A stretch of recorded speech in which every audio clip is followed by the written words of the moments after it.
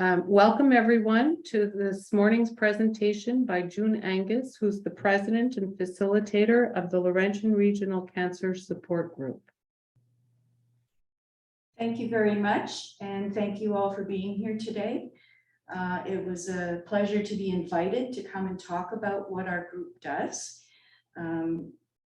As Lisa mentioned, I am the president and facilitator of the group, and I've been involved with the group for a very long time. The group was actually started back in 2003, and I've been involved for a lot of that time. What I should explain first of all is the Laurentian Regional Cancer Support Group is called a peer support group. That means that we're not specialists, experts, we're not involved in the medical profession. We're people who've been touched by cancer in some fashion, have our own experiences with it, whether as a patient at some point in our life or whether we are currently going through diagnoses or treatments for it, or we're caregivers to people who have cancer, or we're even just living with somebody who's living with the experience of cancer. So we are a group of people who come together to share information and experiences. So that's really what a peer support group is. And our support group does meet monthly. We actually meet here in Morin Heights in this building, and most often in the room that I'm sitting in right now. And we have a chance to talk amongst ourselves. And we also invite guest speakers, guest facilitators on topics of interest that I generally put the umbrella over. They come to talk to us about things that I believe we can put into our well-being toolkit. We're dealing as a patient or other, family members with all the medical professionals and things. And as part of the journey with all of that, there are times where you feel like you're dealing with your family doctor and you're dealing with your medical specialist, your oncologist, your radiologist, all the different people who perform tests, pivot nurses, all sorts of things. And at some point you end up feeling like you have what I call your stable of doctors or your medical professional stable. And at times you wonder, well, who's in charge?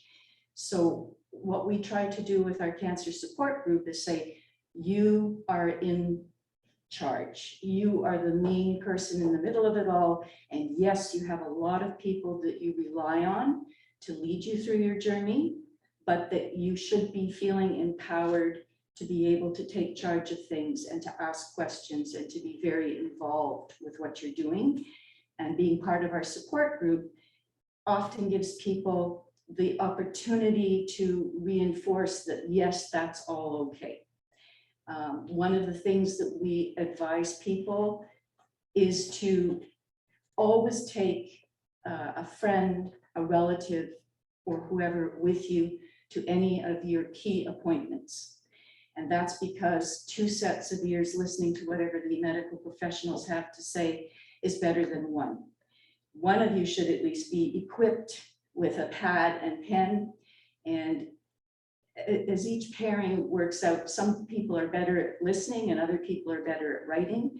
But when you leave the doctor's office or whoever you've been dealing with, the 2 of you can then go over what was said. And it's surprising how 2 people hearing exactly the same thing, it comes out completely differently. The recent crisis in the medical system caused by the pandemic made that simple step difficult because many hospitals, doctors' offices and things wouldn't allow you to bring another person in. And that became very intimidating and nerve-wracking for a lot of people. Some people managed to get creative and they would do things like bring their cell phone and they would set up a conference call on the cell phone so that their partner who was sitting out in the car, not allowed to come into the hospital, could come in and sit on the doctor's desk with them. Not all doctors cooperated with that, but as time went on, people found ways that they could work around things like that. Anyway, I should give you a little bit of history about what the group is all about. Back in 2003, a very fine gentleman named Claude Forget from the Val David area, he was diagnosed with prostate cancer. And he went on a mission journey to try and find support group. He found nothing in English in the Laurentians, and he found some things in Montreal, and he found some things in the West Island, and he even went as far as Ottawa. And he did find prostate cancer support groups, and he did find that they were okay, but they were very limited in their scope. It was a bunch of prostate cancer patients talking to each other, and he felt like it was missing the opportunity to really do a lot more for the well-being of everybody who came to the groups. Besides that, it was too far to regularly go to places like that. So he came up with the idea of starting a support group here in the Laurentians in English, and he felt that it would be best if it was inclusive and that it became sort of a community of support rather than just a very focused on one type of cancer support. So he noticed that in his dealing with the men's groups, which obviously it's men who attend prostate cancer support groups, that he felt that they were lacking some input. And so he wanted to have a group where if the men wanted to bring their wives, they could, or they could bring a family friend, or the caregivers that are involved in things, or whoever in your surrounding area of your life could benefit from coming to the meeting, could come and share as well. And over the years, we've had, patients come to meetings. I've actually had spouses of patients come because the patient didn't actually want to. And I found that the whole mixture, and this is what they found when they started the group, it provided a really good environment to provide support in a community-minded way. Unfortunately, Claude did pass away in 2007, and our small group of volunteers really wanted to carry the group on. So we've been doing it ever since. So we've been so in all, the group has been going for about 19 years. And we are a registered charity, nonprofit. We're able to operate with a very, very small budget, but anyone, and we operate only with personal donations. We're not receiving government funding or anything like that.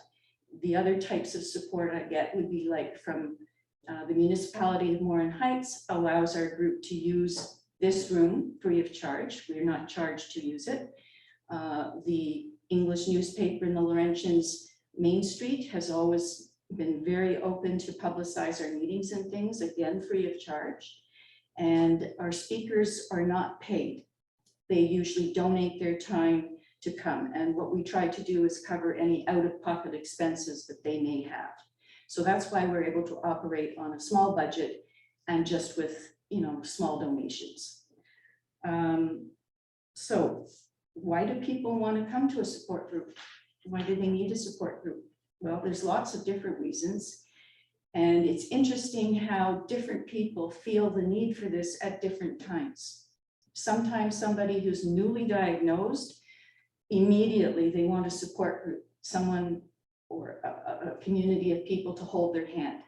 Other people are terrified by the idea of going to a support group because it's making them confront all sorts of things they're not ready to deal with, and they're very occupied with dealing with their medical issues. We have people who are going through treatment and then start noticing different side effects or things that are changing in their life, and they want to start to talk to people about what this impact is on not only themselves, but how do other people react to this and deal with it. Some people get all the way through their treatment and may actually come out the other end in remission and for all intents and purposes cured, and suddenly realize their doctor doesn't want to see them every month anymore. And what have they just been through? And oh my goodness, what do I do now? And then everybody who has their friends and family around them who are dealing with all of this, many of them have things that they also want to do or to deal with or to talk about and want to come to the group as well. So how does the group actually work? We try to be very consistent and offer a monthly meeting. Over the years, we've tried different times, different days of the week, but for the last 10 years, we've been doing a Saturday afternoon meeting. Starts at 1 in the afternoon, and we try not to go past 3 o'clock. If we're finished before 3, then no problem. The reason for that is because we live in the Laurentians, and because so much of the year here, it gets dark early and our winter weather is not always cooperative. It wouldn't be the first time I'd had to cancel a meeting because of freezing rain or whatever. The Saturday afternoon format seems to work, and that also was helpful to people who may have had weekday jobs and things. They could also come, which meant to do a weekday meeting wasn't helpful to many people. So that was, again, why we moved it to a Saturday. We generally do the meetings in person, like I said, in this room. Thanks to the pandemic, we ended up having to learn a lot about Zoom. And even I've now got Zoom sort of figured out. And we now always offer a Zoom link option. So when we're able to come together, like this coming Saturday, I'll talk a bit more about this later, but this coming Saturday is our next meeting. So I will have people who will be here in the room with me. And then the other people who can't get here but still want to come will be able to join us via Zoom. Because of the nature of our meetings, we don't record them. I've had maybe, like today, a presentation part of it may have been recorded, but whenever we get around to any sharing, we always keep that confidential. And at the start of every meeting, we always say, whatever is said in this room today, or to you at home on Zoom or whatever, if it's of a personal nature in sharing, it stays in the room. If the facilitator or speaker that we have on that particular day is giving us all kinds of great information, that we can take away with and share. But the personal experiences stay personal. And there's lots of obvious reasons for that, but one of them is that many of us live in small communities and we're all, you know, the person I'm sitting next to at the cancer support group meeting, I might be sitting next to them at choir next week, or I'm running into them at the IGA. So you want to have it clear that people should feel free to express themselves when they're in the group. Generally speaking, people are referred to us by reading about it in Main Street. The other thing that the municipality of Morin Heights does is in their regular info bulletin, they always put in a notice there about the fact that we have meetings. We also have what I call our mailing list. So anybody that expresses an interest in the group, I add them to my mailing list and I explain to them they have no obligations to ever come to a meeting.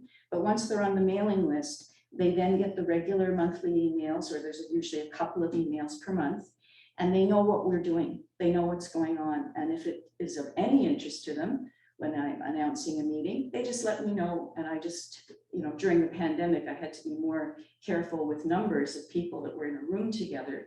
But now with the combination of the room here, which can accommodate quite a few people, and Zoom, there's no problem with finding a space for people. And my philosophy has always been, if I only have one person who turns up for a meeting on an appointed day, that's fine. And if there's 12 of us, that's okay too. And it's been interesting that some of the smallest of meetings have been, you know, very, very, I don't want to say rewarding, but valuable, very valuable to whoever came. And those of us who have been part of the group for a long time, some of us have come originally as a member, and then we keep coming because we realize that we've got things to contribute, especially when certain topics are on the agenda. So the idea of giving back is like, it was helpful to me to come to the meeting when they talked about this. So I think I'm going to come because they're doing that topic again, and there might be people there that I can let them know how I experience things. So it's very, I'm not sure what the right word is. It's like a stew pot. We mix it all together and it usually ends up serving up something that's valuable for whoever came. The meetings are free of charge, and we usually offer, you know, a token refreshment, water, tea, and usually a cookie. So just to do that. Some of the topics that we've covered over the years have included everything from having a pharmacist or a doctor come to talk to us about how they would coach you in interacting with your pharmacist or with your doctor.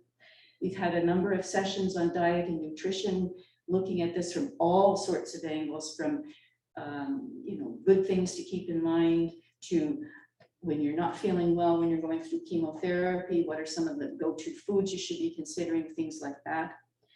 We've had many different techniques discussed and demonstrated to us regarding the management of stress, anxiety, which obviously comes from being on this cancer journey.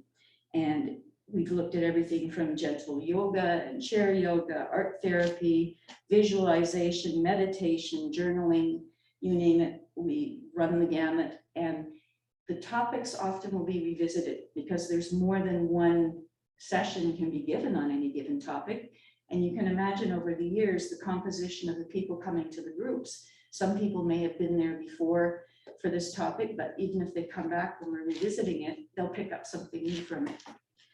We've also dealt with grief counseling, and grief doesn't just relate to the loss of a loved one. Grief can relate to your loss of autonomy, the loss of the way that you used to live your life. It's a very broad topic, and a lot of the techniques that are used to help one sort of work through grief are very helpful. So we've dealt with that as well. Caregivers are an important part in the whole cancer journey, whether you're the patient and you're worried about the people around you that are having to take care of you, or you're the spouse of somebody who's going through cancer and you just feel overwhelmed at times. So we've dealt with that subject as well. We've also looked at legal matters because and had notaries come and talk with us about things like living wills, power of attorney, mandates, etc. And some of the other groups who can provide resources in the community, especially in English, have also come to talk to us. So we've heard from the Canadian Cancer Society, the Quebec Cancer Foundation, which used to be primarily Francophone, but has been doing a lot in the last few years to really reach out better to the English community, and now have a nice fully bilingual website and things like that too. And both of those groups, the Canadian Cancer Society and the Quebec Cancer Foundation, do have hotlines and pairing services and things. So we obviously can't do it all, but what we try to do is also find resources that we can steer people to when they need more than what we can just provide as well. Haliaco, another local support service in our area, has been very good to it, providing us with information and support. And even the home care services of the CLSC have come and talked to the group. I'm just wondering now, let's see. So at our meetings, when you're first diagnosed, or if you're first diagnosed, or when you're first diagnosed with cancer, it's a pretty intimidating experience. So I have a couple of things here that I usually will give to someone who's newly diagnosed and coming to a meeting for the first time. Sorry. The first one is called Your Rights as a Patient. So you have the right to be provided with all the information needed to make an informed decision about options and care, risks and benefits, possible outcomes, possible side effects, and who's providing your care, and are there any costs that you may incur? I mean, we do have universal health care, but sometimes there's the odd surprise, especially if you have to travel far and pay for parking and do all sorts of things. So there are some hidden costs. And you will have the right to be able to express a concern or a complaint and receive a prompt response.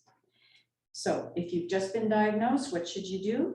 Recognize that fear is natural and know that it can be overcome. Slow down the decision-making process. Your head will immediately go into hamster mode. It's okay, take a deep breath because nothing's going to change in the next few minutes. You just need to take it one step at a time. You do ask yourself, do you have trust in your doctor? That's a tricky one because you have to feel comfortable with the doctor you're dealing with. Some doctors are great with their bedside manner. Other doctors who are extremely good at their job are less so and may not instill the confidence in you that you need to have your hand held. So recognizing how you're going to deal with your doctor, and if they don't quite have the bedside manner that you want, figuring out how else can you get support around that. If you're being told things that you really don't feel comfortable with, you should look for a second opinion. And sometimes just the process of pushing to try and get a second opinion makes the people you were dealing with the first time around a little bit more responsive. Recognize that your physical body needs love and attention, but so does your mind and your spirit while you're working through all of this.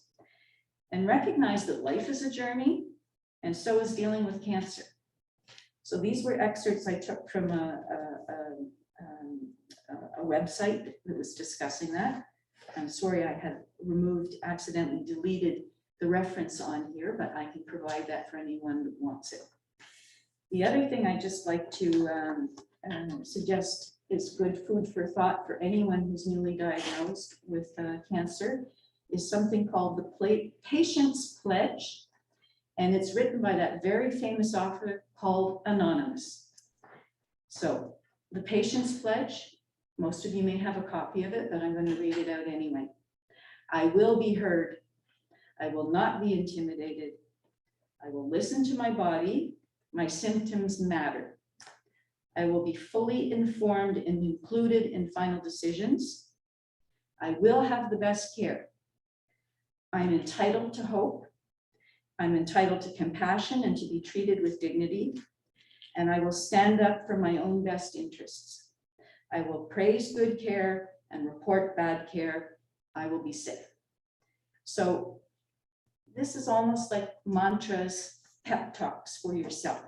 So if you're feeling low, or whether you're the spouse of someone, the caregiver, anybody who's being touched by cancer, this sort of newly diagnosed pledge can apply to all of those things. I guess what I would like to do now is just let you know what we have coming up in terms of our meetings that are coming up.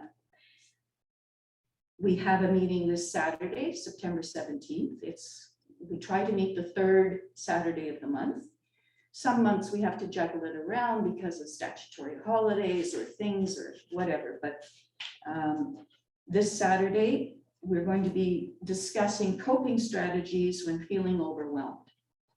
And as a nice intro to that session, Josephine Piazza of Yoga 2 de Laurentian, she does come periodically to our group and lead us through little sessions, and then she leaves the group to let us carry on with our discussions. But she has recorded us a nice little session that I'll be able to use, which leads us through some gentle stretching, chair yoga moves, and some meditation to just help get us grounded before we then share with each other about coping with being overwhelmed. And who doesn't feel overwhelmed in some manner these days? Obviously, we all do. But when we're talking about it in the context of our meeting, chances are we're going to be dealing with what's going on in our lives related to our health. In October, we have Jill Grumbush of Holistic Journaling.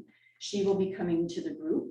She has come in the past and been very well received. And Jill is a journaling specialist. So she will be taking us another step or two in terms of how to use the techniques of journaling as we're working through our processes and things like that related to any journey we have that's health related or otherwise, but in particular related to cancer. And then that's October 15th. And then on November 19th, Lois Wilkie, who is a family therapist from the Mont Tremblant area, she will be coming to talk to us about tips and techniques and food for thought for calming our nervous system during challenging times, such as coping with illness and chronic pain. So that's sort of what's on the upcoming agenda. Some of you here today may be people who are in the department of collecting resources that you can pass on to people. So I'm sure we can make sure you have my name and phone number and coordinates. And if you happen to be a patient or somebody who's going through your own journey at the moment, or are close to someone who is, then I'm happy to take email addresses, phone number, name, and add you to my mailing list. When I send out the emails, I always BCC the participants. So the emails go addressed to the cancer support group address, and anybody who's on the list, as I said, is BCC. So people within the group may choose outside of the group to talk with one another. That's happened over the years. They meet in the group and they realize, wow, we have a lot in common. We need to talk more another time. But it's up to them then to exchange email addresses or personal coordinates and things like that. So there may be other things I could say, but for the moment, I think I've covered most of what I would want to say today. On that basis, then we want to allow time for questions, and I will try to answer whatever I can. I'm a big believer, if I don't have the answer right now, then you've set me on a mission of some kind to go and try and find the answer. So I will try to do that if there are things I can't answer for you today.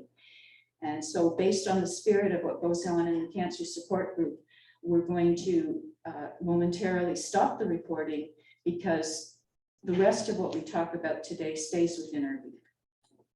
So thank you very much. And like I said, if there's any other follow-ups required, please don't hesitate to get in touch with me. June, thank you.